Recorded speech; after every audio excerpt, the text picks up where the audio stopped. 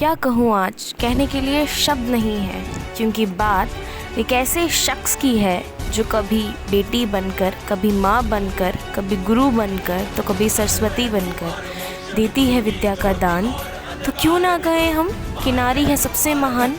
चलो फिर भी कोशिश करती हूँ, शब्दों से नहीं तो भावनाओं से तोड़ती हूँ, क्योंकि ये शब्दों से नहीं भावनाओं से बोलती है। आखिर कहाँ सबके आंगन में बेटियाँ खेलती हैं।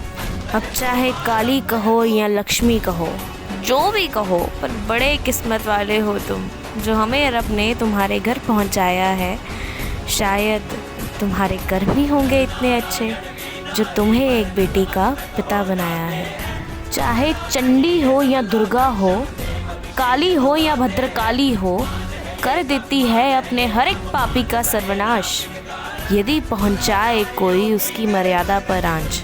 और मत करना तुम कोशिश उसके क्रोध को जगाने की।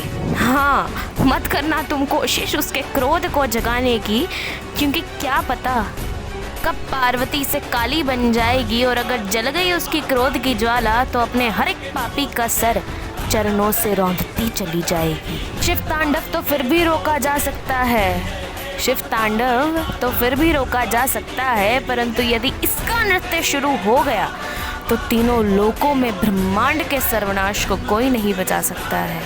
स्वयं ब्रह्मा की वाणी है, अरे स्वयं ब्रह्मा की वाणी है, एक नारी बहुत ज्ञानी है, परंतु भूल जाती है अपनी शक्ति वे, क्योंकि चल रहा है कलयुग ये। परंतु हमेशा ये याद रखना कि एक नारी का सम्मान है सबसे ऊपर, क्योंकि मिलता है तुमको उससे जन्म। याद तो होगा ही कि द्रौपदी के सम्मान के लिए श्री कृष्ण ने 5 पांडवों से करवा दिए थे 100 कौरवों के सर कलम। पर हाँ, ये भी याद रखना कि 5000 साल पहले आए थे श्री कृष्ण, अब नहीं आ पाएंगे।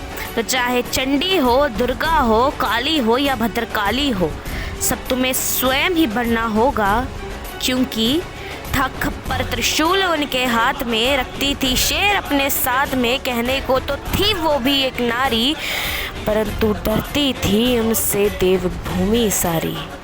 नहीं कहती मैं कि तुम भी रखो त्रिशूल अपने हाथ में, हाँ, नहीं कहती मैं कि तुम भी रखो त्रिशूल अपने हाथ में, पर याद रखना दुनिया की सबसे बलशाली नारी शक्ति है तुम्हारे साथ में, नारी शक्ति है तुम्हारे साथ में।